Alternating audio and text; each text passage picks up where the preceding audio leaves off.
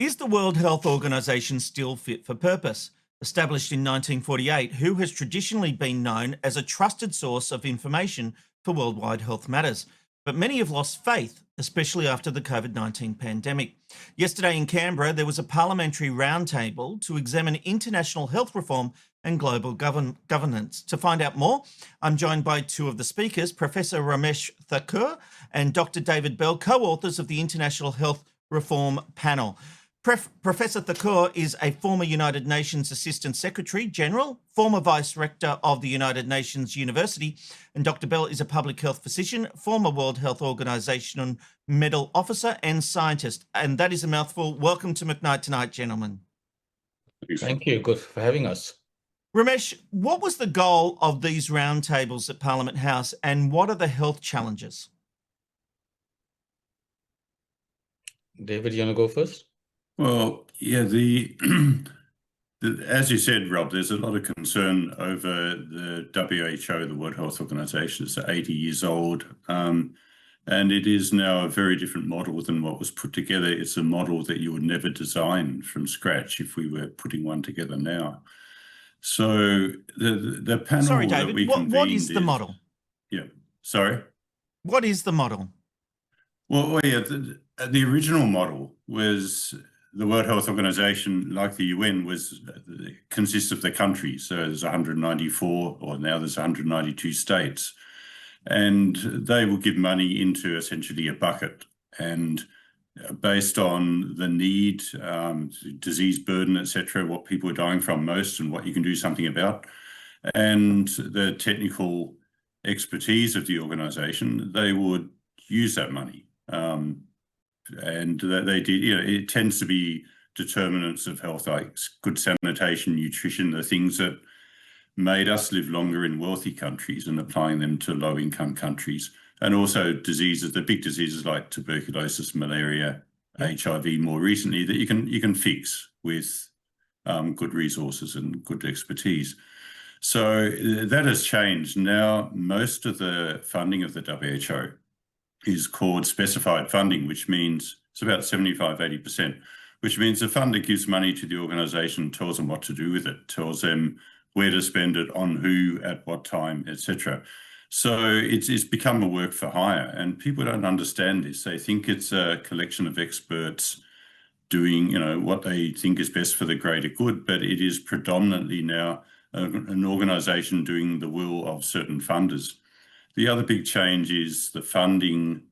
It used to be just countries. Now the largest funder is private, which is the Gates Foundation. So it's a wealthy American entrepreneur. The second largest is Gavi, which is a public-private partnership. So that's heavily influenced. It just does vaccines. It's heavily influenced by pharmaceutical industry. And does that mean the spending is influenced by? World Bank. Yeah. Sorry, does that mean the spending is influenced by those people donating? It means that those people donating tell the organization what to do with their money, and they are the largest donors. And so countries also give this way now to a large extent. So the big countries like Germany, it was the United States, but the UK is another one, and they have large pharmaceutical industries. So of course they give, and you can understand it in a way, they give money to be spent on benefiting their industries. So it's moved from prioritizing population health to prioritizing profitable commodities for health. And there's some good in that, but it's not, in the end, it's not based on what populations need. It's based on what large pharmaceutical companies and their investors need. So you're a former worker at the World Health Organization. Yeah. It doesn't sound like you still have faith in WHO. Well, yeah, I started in 2002, and that was when this money really started to flow. And you think at the time, we're good enough to manage it. So more money will save lives. And of course, more money does save lives to some extent. And the initial Gates money, for instance, helped a lot in malaria control and in tuberculosis, but then it starts to drift. So then you find that your salary is dependent on that private donor. and you know that that private donor will stop giving money if you don't please them. So inevitably, and that means that you'll lose your job, that your team, people working under you will lose their jobs, and they have kids in school, healthcare, whatever. So it's a human thing in some ways. So you end up pleasing the donor, and this creeps in over 1 or 2 decades. So this is essentially what led to COVID and to the response from COVID, which was totally inappropriate, caused massive poverty, a big shift of wealth from low to high income. Malaria is now increasing, tuberculosis is increasing. Sorry, funding can for things like I nutrition just is ask going you down. on that? Yeah. What do you mean that led to COVID? It led to the response to COVID, which was contrary to what the WHO had advised in all the time up to then.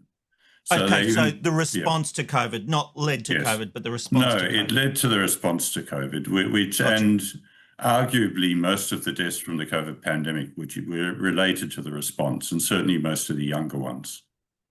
Okay, Can I Ramesh, add a I couple saw. of things? Go on, Ramesh. Yeah, if you go back again to 1948, you have a number of countries have just come out of, or shortly thereafter, come out of colonial status. They need technical assistance and they need financial assistance to help them cope with their health challenges. But instead of self-sufficiency in the almost 8 decades since then, we seem to have created aid dependency, and the WHO remit and mandates and resources have grown. Second, the world has become more interdependent, and to cater to that, we have seen a proliferation of international organizations within global governance, including the WHO. But over time, there's also been a drift of mission from assisting states to more authority shifting from states to international organizations. And that has produced a backlash in recent times with a deficit in legitimacy of national governments. So that's the second thing. And third, the WHO has grown much more interested, or it would appear to outsider, in growing its own resources, size, authority, and personnel, and drifting away from trying to put itself out of a job and assisting states, whether they need assistance from the WHO or whether the WHO is facilitating transfer of expertise and resources from the wealthier countries and the more expert countries to the other countries. So we need to look at all that in a fundamentally changed world. Where does the WHO stand? What do we want from an international health organization? And if the WHO is no longer fit for purpose, can we conduct the necessary deep structural reform? Or do we need to think about going back to first principles and establishing a replacement, new international health organization? But doesn't that become harder when you've got Donald Trump pulling funding out of WHO? And, you know, David's talking about all the private donations from Bill Gates and the like. But don't we lose our impact if we're not the ones funding it? Well, the United States can get away by withdrawing and looking after its interests. That's much more difficult for almost all other countries, including Australia. So you're right. I think we are better off putting the threat of withdrawal on the agenda if there isn't substantial reform, but at the same time making clear that we are not withdrawing in principle from the need for international health cooperation. And if the WHO continues to resist major reform, only then will we look for alternatives, and we will still need to act in combination or in coalition with other like-minded states and some civil society groups. Gotcha. David, you guys are doing roundtables at Parliament House, or you were yesterday, and I saw a write-up in the Sydney Morning Herald about your appearances at Parliament House, calling you both MAGA-aligned WHO haters. Is this journalist John Buckley right? What's your reaction to the journalist trying to write off your position? Well, I think the journalist has never bothered to read the reports. He's never spoken to us. So it's essentially made up. I don't know what he means by MAGA-aligned. We are supporting multilateral cooperation in health. And, you know, WHO hater, WHO hater, like, you know, I used to work there. I still work in this industry.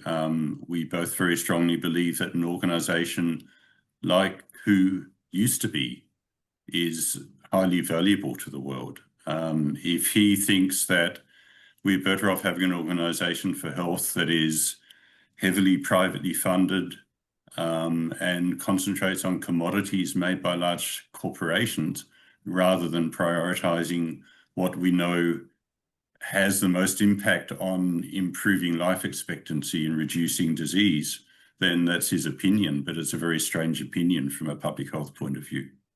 Yeah, I think it was basically the article was weird because it just seemed to be trying to slap down the politician that he was having a go at Senator Antic, clearly. Yeah, Ramesh, I thought he was having a go at Senator Antic and view of collateral damage. Pretty much every single one of the 3 or 4 sentences he mentioned about us and the report, every single one was false and demonstrably false. So leave it at that for the moment. It is very interesting though, because I mean the report is based on post-World War II human rights law, the way that the UN, the sort of covenant, whatever, says that nations, sovereign states should work together and on basic evidence-based public health. So, and it's interesting that, politicians of all persuasions who seem to align with this, which was standard for 20, 30 years ago, it was considered center left and pro-human rights, low-income country, etc.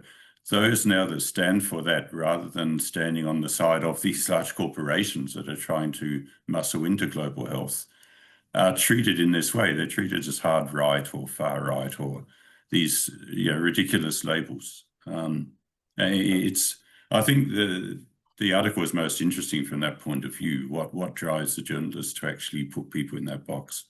I think, Rob, our core arguments are not all that difficult to grasp, even if you just read the executive summary, which he clearly hasn't done. The theme and the title of the reports is the right to health sovereignty.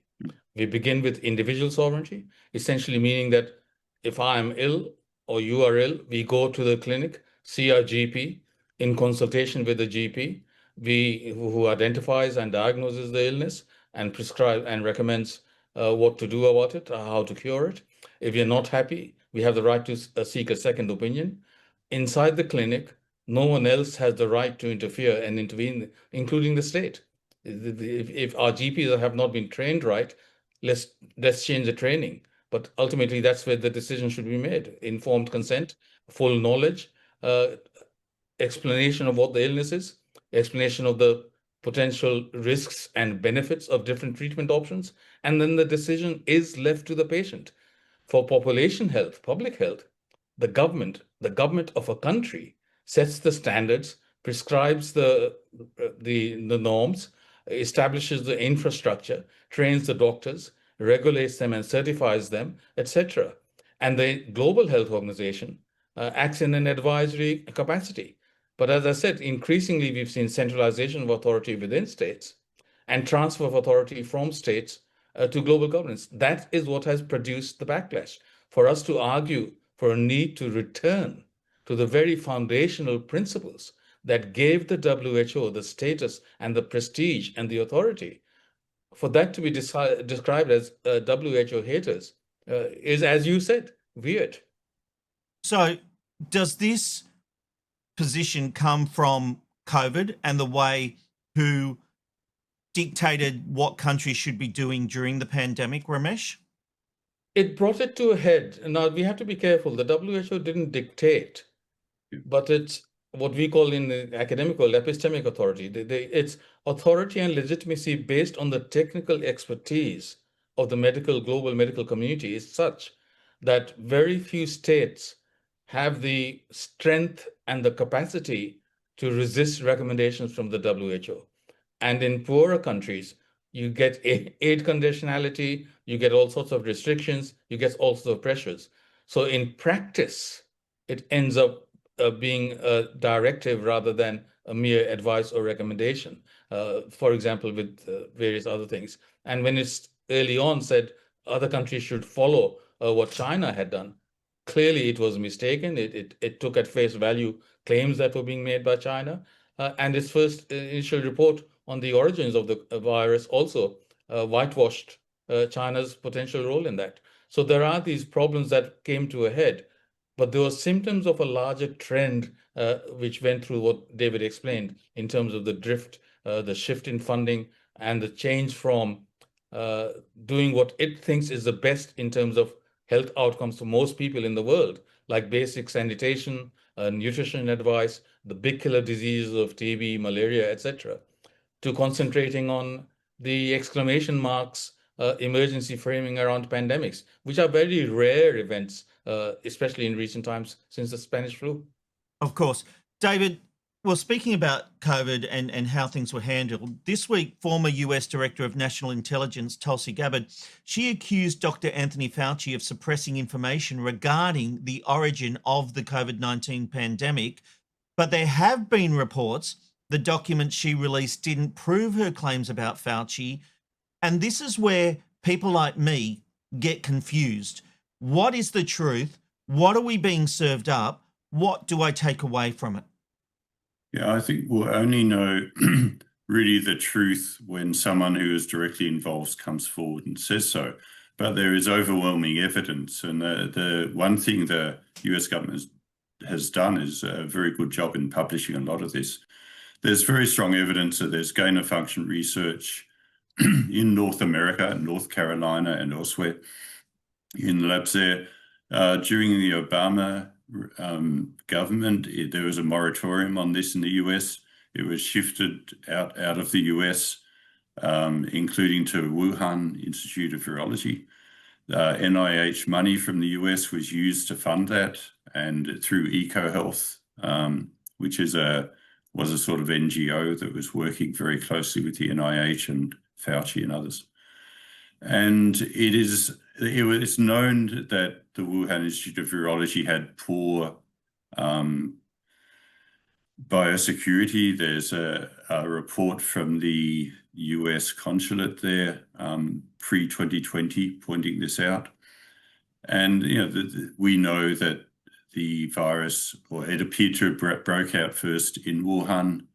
This is the lab in China that was doing research on that type of virus and doing gain-of-function research to try to make it passage better through humans, thousands of miles from where the bats are in the bat cave where this virus originates. So overwhelmingly, it looks as if this was the case. If anyone says otherwise, the onus is on them to somehow prove that what seems completely obvious is somehow just coincidence, and that it really did come from an animal which they haven't yet been able to find. So, yeah, and obviously, if you've been involved in gain-of-function research, and there are now 20 million people dead through the virus or through the response, then you have a very strong incentive to do what was done and to cover up. And we know that, for instance, a famous paper in Nature Medicine, a top journal, called the Origins paper, that we know that there are emails between the authors just before that was published saying it does look as if it was a result of manipulation by humans.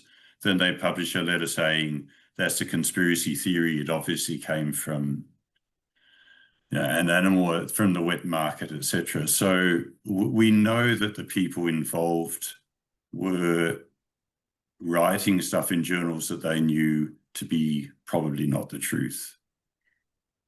That's a major issue.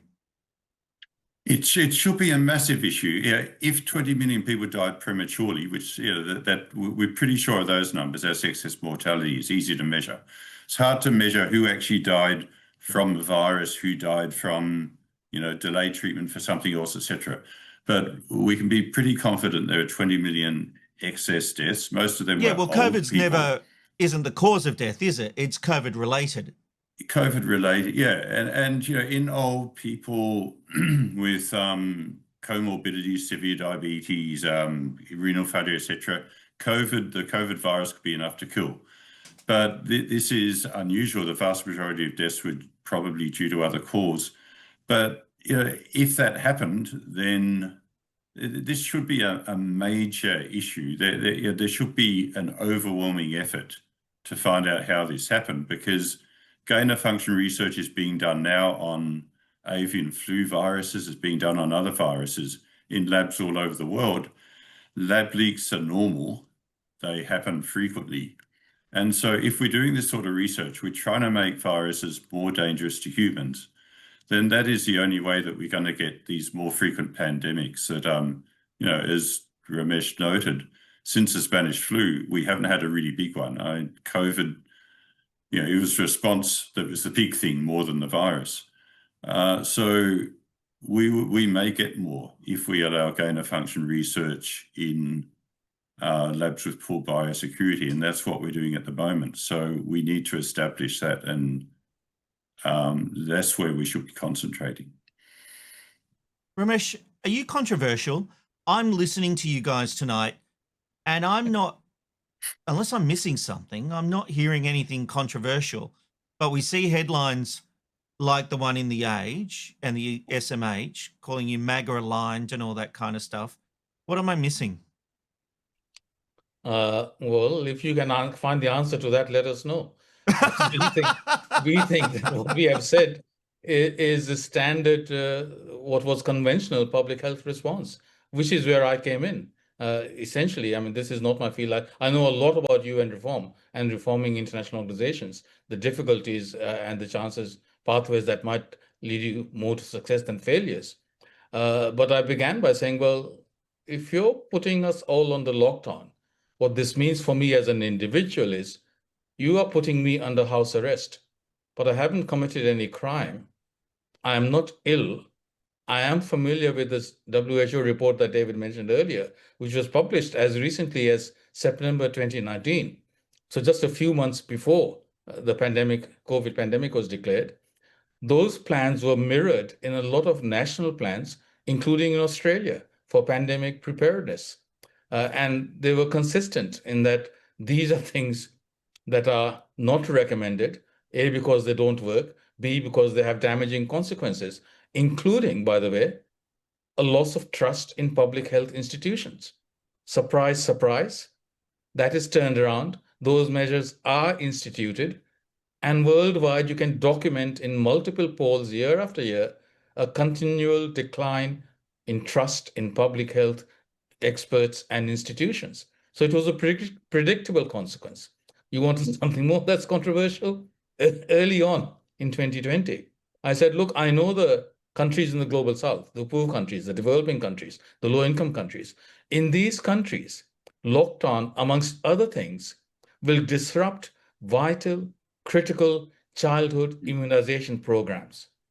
And a few years later, an official report in India says that we have produced, as a result of our COVID responses and COVID itself, a 375 million strong pandemic generation of children, with school closures, immunization programs suspended, leading to trafficking of children.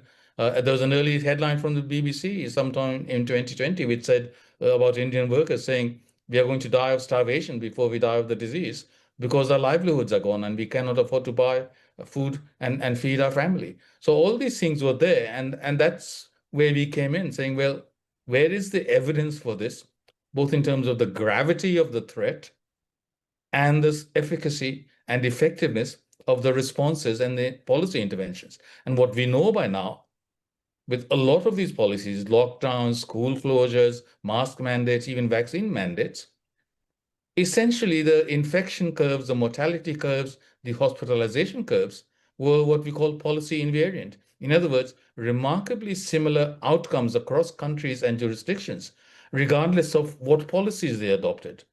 So where is the evidence for success of the policies, as opposed to the long-term harms, including, of course, by now we know only too well, inflationary pressures? Absolutely. And I don't think you could do the lockdowns now and politically get away with it. I think with people in hindsight now, I think at the time, people thought this was their World War II in the bunkers and everything like that. And we went along with what our governments were telling us. And I remember at the time thinking, how have they done a vaccine so quickly. And I don't know if I was stupid, but I thought, I don't know, it just felt like this is what we were led to believe, that get the vaccine, you won't get COVID again, which obviously wasn't the case. It was more like a flu jab where you're less likely to feel the effects of it if you don't get COVID sickness, of course. But I don't think you could get away with it now doing that, because I think people are looking back in hindsight. But David, at the time, it was hard for anyone standing up against governments. And who is it getting easier to stand up against who are doing, or is it such a big organization that they find ways to discredit you? Yeah, it's a hard one. It's getting a little bit easier, I think. I think most people in the field knew that the response wasn't really correct. But the reason is money, the reason is salaries and job security and so on. That's why people go along. I think people are starting to get a bit more willing. They're getting tired of it. It's years now. We've had since COVID. It's what, Mpox, Marburg virus outbreak, Mpox again. Nipah virus was played up, then hantavirus on the ship. Now, in Australia now we're back to avian influenza. And what's your take on avian flu? Well, okay, it's the H5 type avian flu. Over the last 25, 30 years, there's about, WHO records about 500 deaths in the whole world over 25, 30 years. I mean, you get 4,000 deaths a day from TB. So this particular type, H5N1, has been in Asia for ages. It's been in Europe. It's been in North America. There's almost no human deaths. There's no sustained human-to-human transmission. There's no expectation of that. It's in wild birds all over the world. The only real damage that's been done is when they've done mass culling of poultry, which isn't shown to have any effect on reducing risk or harm, but does massive economic harm, obviously, to the poultry industry, to the farmers, and also to consumers who have to buy much more expensive eggs. So does it have the power to wipe out our native birds? Almost certainly not. Some people are saying where you've got a species that's down to, say, 50 individuals, perhaps it could, because it could tip it to the point where there's not enough to breed. But that's not the fault of the virus. That's the fault of whatever ecological pressures got it down to 50 individuals. Otherwise, these things go through bird species. We've probably had H5N1 type viruses since we've had birds, so a couple of 100 million years perhaps. And some birds will die off, the more resilient ones will survive, and the next generation will be more resilient. This is how nature happens. Evolution. It's evolution, it's nature. This is the worry with the whole surveillance, and Australia's now got a CDC and they're putting hundreds of millions of dollars into increased surveillance. You will find viral variants because that is nature. So you're surveilling for nature. So you'll find nature. And then you will, any viral variant can, in theory, hypothetically might cause an outbreak in the future. So you can say we need to lock down, we need to have a virus, or have a vaccine, or mandate a vaccine so people can get their freedom back. And yes, in theory, but we haven't had this situation since arguably over a century ago, the Spanish flu, or even going back to the bubonic plague and so on in the Middle Ages. So we haven't had these big outbreaks from viruses. And the Middle Age outbreaks were mostly from bacteria, which aren't a problem now. We have good antibiotics. That's why we don't have bubonic plague. So we're building an industry to justify itself, it must play up these variants, play up these things that we find, which are nature. And it must then lock down people and produce a vaccine, because we'll be paying just to keep manufacturing lines open. This is a 100-day vaccine initiative, which is part of the whole WHO Gavi pandemic agreement type approach. So once you build this industry, you're going to keep finding playing up these viruses like the list I just gave. You're going to have, you'll be finding more and more because you're surveilling, not because these viruses Yeah. are new. And this is a massive drain on the economy. It's a massive drain. It diverts funds from healthcare for things that actually matter and that actually kill people. So it's potentially extremely harmful, even in wealthy countries like Australia. Can I just add a couple of things Please. again, Rob? Firstly, I think we have to remember that the primary mission of the pharmaceutical sector, big pharma, if you like, Are you going to say is to make money? Is not to develop It drugs, is, but yeah. to develop markets for whatever product they're making. And that's the way capitalism works, and I'm quite comfortable with that, so long as we recognize that that's what they are doing. So our job is to bear that in mind. And of course, the more they can succeed in fomenting fear and panic, the more the market will grow and faster. So that's one thing. Second, go back to my example of going to your doctor in the clinic. If every time you have a symptom that you don't recognize and you need the authority of your GP, and you go in and the GP responds with panic to every single thing and says, oh my goodness, this might kill you unless we do this, that, by the third or fourth time that has happened, I think you'd be foolish to keep going back to the same GP. It might be time to consider changing your GP. Similarly, if the response from the WHO is always to react with panic to a fresh outbreak of something that we have experienced before, and we have managed successfully before, without substantial loss of life or substantial threat even to the economic sector concerned, then maybe we should start substituting question marks on our side for the exclamation marks. Okay, we have experienced it before. What is new? What is the scale of the threat? Why is it, do you think, that we will not be able to contain it within tolerable thresholds and limits this time around? And then force them to justify this. So again, let's keep things in perspective. We have gained enormously in health outcomes. The dramatic gains in life expectancy around the world have resulted from gains in understandings of nutrition and sanitation needs, gains in advances, particularly antibiotics and vaccines.